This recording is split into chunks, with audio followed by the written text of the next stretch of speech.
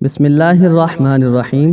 السلام علیکم دوستو، امید ہے آپ سب خیریت سے ہوں گے۔ اللہ پاک آپ کو اپنی حفظ و امان میں رکھے۔ نبوت کے 12ویں سال اللہ تعالی نے رسول اللہ صلی اللہ علیہ وآلہ وسلم کو معراج کرائی۔ پاک ہے وہ ذات جس نے اپنے بندے کو راتوں رات مسجد حرام سے مسجد اقصیٰ تک کی سیر کرائی، جس کے گرد ہم نے برکت دے رکھی ہے تاکہ اسے ہم اپنی نشانیاں دکھائیں۔ بے شک وہ خوب سننے والا، خوب دیکھنے والا ہے۔ اس رات سے مراد ہے راتوں رات نبی کریم صلی اللہ علیہ وآلہ وسلم کا مکے سے بیت المقدس تشریف لے جانا، اور معراج سے مراد ہے عالم بالا میں تشریف لے جانا۔ یہ واقعہ جسم اور روح سمیت پیش آیا۔ واقعہ معراج کا خلاصہ یہ ہے کہ آپ صلی اللہ علیہ وآلہ وسلم اس رات حجر کعبہ میں آرام فرما رہے تھے۔ اس وقت آپ بیداری اور نیند کی ملی جلی حالت میں تھے۔ جبرائیل علیہ السلام تشریف لائے۔ انہوں نے آپ کے سینہ مبارک کو چاک کیا اور آب زمزم سے دھو کر ایمان اور حکمت سے بھر دیا۔ پھر آپ صلی اللہ علیہ وآلہ وسلم کے سامنے سواری کے لیے براق لایا گیا، جو گھوڑے سے قدرے چھوٹا سفید رنگ کا جانور تھا۔ اس کی تیز رفتاری کی وجہ سے اسے براق کا نام دیا گیا۔ اس کا قدم جہاں تک نظر جاتی تھی وہاں پڑتا تھا۔ اس پر سوار ہو کر آپ صلی اللہ علیہ وآلہ وسلم بیت المقدس تشریف لے گئے۔ مسجد اقصیٰ میں داخل ہوئے، 2 رکعت نماز ادا کی جس میں تمام انبیاء کی امامت کرائی گئی۔ پھر جبرائیل علیہ السلام آپ کے پاس 2 برتن لائے، ایک میں شراب تھی، دوسرے میں دودھ۔ آپ صلی اللہ علیہ وآلہ وسلم نے دودھ پسند فرمایا۔ اس پر جبرائیل علیہ السلام نے کہا، آپ نے فطرت پائی، آپ کو ہدایت نصیب ہوئی اور آپ کی امت کو بھی، اور اگر آپ شراب کو پسند فرماتے تو آپ کی امت گمراہ ہو جاتی۔ اس کے بعد آپ صلی اللہ علیہ وآلہ وسلم کو بیت المقدس سے آسمان دنیا تک لے جایا گیا۔ جبرائیل علیہ السلام نے دروازہ کھلوایا۔ آپ صلی اللہ علیہ وآلہ وسلم کے لیے دروازہ کھولا گیا۔ آپ نے وہاں انسانوں کے باپ سیدنا آدم علیہ السلام کو دیکھا اور انہیں سلام کیا۔ انہوں نے آپ صلی اللہ علیہ وآلہ وسلم کا جواب دیا اور فرمایا، مرحبا۔ انہوں نے آپ صلی اللہ علیہ وآلہ وسلم کی نبوت کا اقرار بھی کیا۔ ان کے دائیں طرف ایک گروہ تھا، جب اس گروہ کی طرف دیکھتے تو مسکراتے۔ یہ سعادت مندوں کی روحیں تھیں۔ ان کے بائیں طرف بھی ایک گروہ تھا، جب انہیں دیکھتے تو روتے۔ یہ بدبختوں کی روحیں تھیں۔ پھر آپ صلی اللہ علیہ وآلہ وسلم کو دوسرے آسمان پر لے جایا گیا۔ جبرائیل علیہ السلام نے دروازہ کھلوایا، آپ کے لیے دروازہ کھولا گیا۔ آپ صلی اللہ علیہ وآلہ وسلم نے اس میں 2 خالہ زاد بھائیوں یعنی سیدنا عیسیٰ ابن مریم اور سیدنا یحییٰ علیہ السلام کو دیکھا اور انہیں سلام کیا۔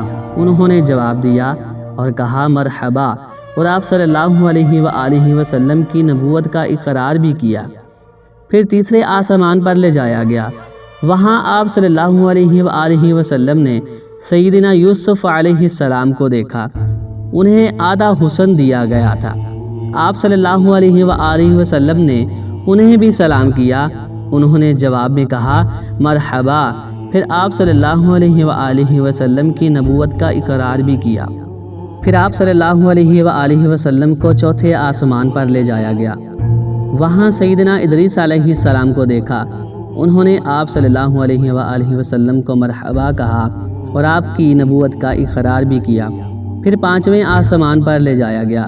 وہاں سیدنا ہارون علیہ السلام کو دیکھا۔ انہوں نے بھی آپ صلی اللہ علیہ وآلہ وسلم کو مرحبا کہا اور آپ کی نبوت کا اقرار کیا۔ پھر 6 آسمان پر لے جایا گیا۔ وہاں سیدنا موسیٰ بن عمران سے ملاقات ہوئی۔ انہوں نے بھی آپ صلی اللہ علیہ وآلہ وسلم کو مرحبا کہا اور آپ کی نبوت کا اقرار بھی کیا۔ پھر 7ویں آسمان پر لے جایا گیا۔ وہاں سیدنا ابراہیم علیہ السلام سے ملاقات ہوئی۔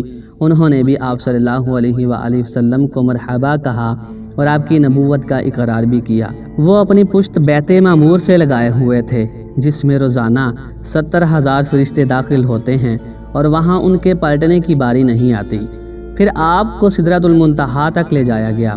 اس کے پتے ہاتھی کے کان جیسے اور پھل بڑے کونڈوں یا ٹھیلوں جیسے تھے۔ پھر اس پر سونے کے پتنگے چھا گئے اور اللہ کے حکم سے جو کچھ چھانا تھا چھا گیا۔ اس سے وہ سدرہ یعنی بیری کا درخت تبدیل ہو کر اتنا خوبصورت ہو گیا کہ اللہ کی کوئی مخلوق اس کا حسن بیان کرنے کی تاب نہیں رکھتی۔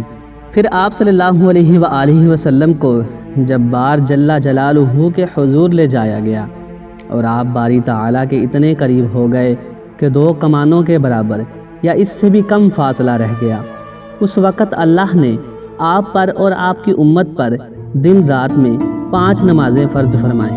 اس میں شک نہیں کہ نماز اعلان نبوت کے ساتھ ہی فرض ہو گئی تھی، مگر اس وقت صرف فجر اور عصر کی 2 نمازیں ہی فرض ہوئی تھیں۔ چنانچہ آپ بھی 2 نمازیں ادا فرما رہے تھے اور مسلمان ہونے والوں کو بھی 2 نمازوں کی ہی تعلیم دیتے رہے، یہاں تک کہ اس موقع پر 5 نمازیں فرض ہوئیں۔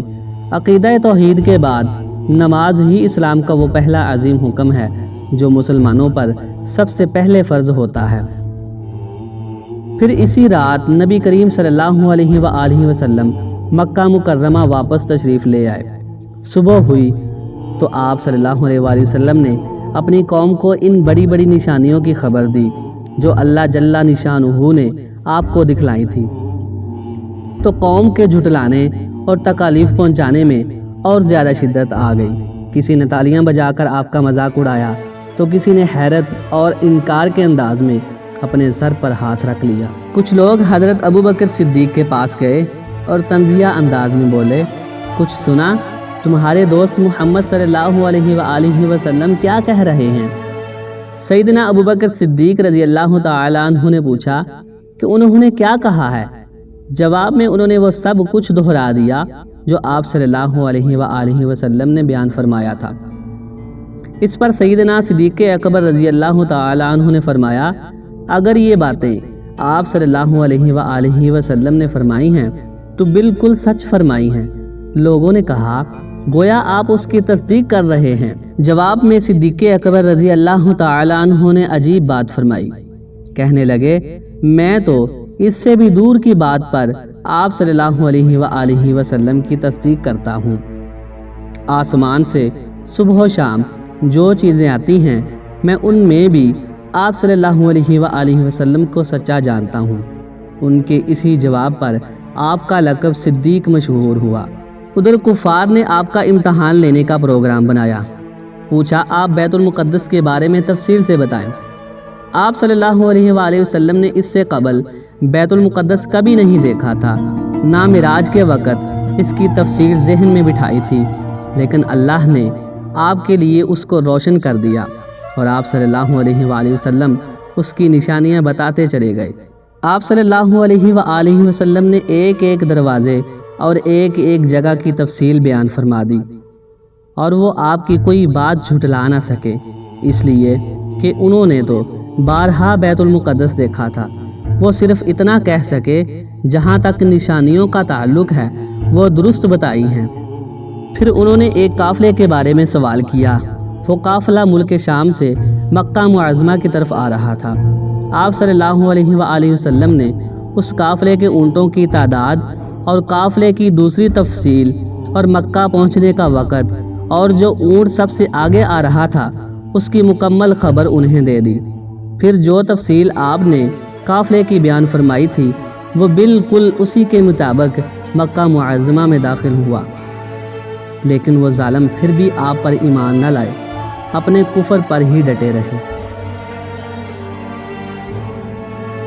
دوستو، اگر آپ کو ہماری ویڈیو پسند آئے تو لائک کمنٹ ضرور کیجئے گا اور ہمارے اس چینل کو ضرور سبسکرائب کیجئے گا اور بیل آئیکن کو ضرور دبائیے گا تاکہ ہماری آنے والی ویڈیو آپ تک بآسانی پہنچ سکے۔ شکریہ۔